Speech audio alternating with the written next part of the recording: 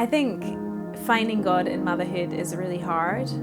Mothers meet their babies and they lose straight away. They lose their sleep, they lose their body, they lose their ability to eat a hot meal, they lose their time. And I think for a lot of mothers, they start to feel like they lose their relationship with God too.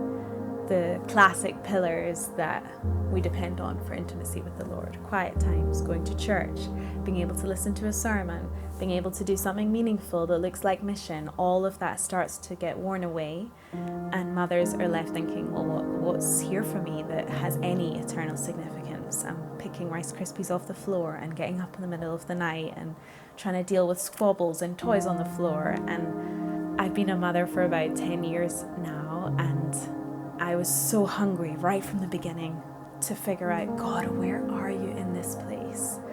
And I think having walked away from what felt like a very spiritual vocation, being a missionary and changing people's lives and reading the Bible with people and advancing the kingdom, to then being in this really small, challenging world, I just had to find him there.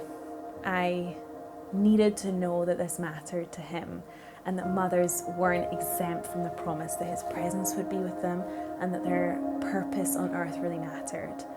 I'm convinced 100% that mothers are right at the coalface of the advancing of the kingdom. We have these tiny little souls under our care, and we know this, psychologists tell us, they're so impressionable, they're so desperate to learn, and we get to impart to them the love of Christ, the power of Christ. So what we're shaping isn't just a program or a project, it's an eternal soul, and we have them under our care every day.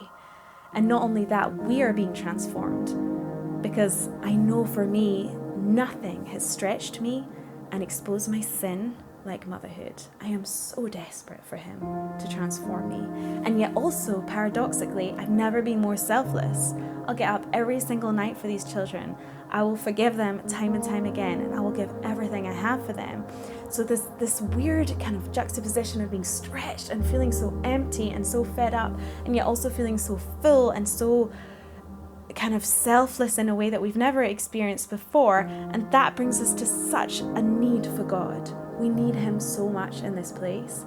And I think it's a real desire of mine that we begin to find language for finding God in the mundane realities of motherhood, because we need him, our children need him, the world needs the children we're sending out. So we need to find him here.